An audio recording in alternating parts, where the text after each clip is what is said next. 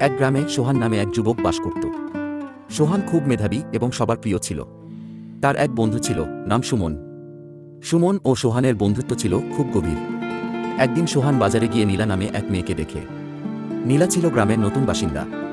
সোহান প্রথম দেখাতেই নীলাকে পছন্দ করে, কিন্তু সাহস করে কিছু বলতে পারেনি। সুমন একদিন সোহানের কাছ থেকে নীলার কথা জানতে পারে। সুমন তখন সোহানকে সাহস দেয় এবং তাকে নীলার সাথে কথা বলার পরামর্শ দেয়। একদিন সাহস করে সোহান নীলার সাথে কথা বলতে যায়। নীলা প্রথমে অবাক হলেও পরে সোহানের বন্ধুত্ব গ্রহণ করে।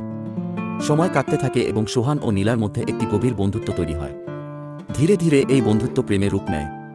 দুইজনেই বুঝতে পারে যে তাদের মন একে অপরের সাথে মিলে গেছে। একদিন সোহান নীলাকে বিয়ের প্রস্তাব দেয়।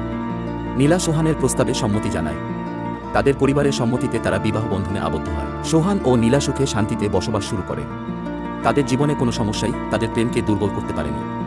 তারা প্রমাণ করে দেয় যে মনের মিল থাকলে যে কোনো বাধা অতিক্রম করা সম্ভব।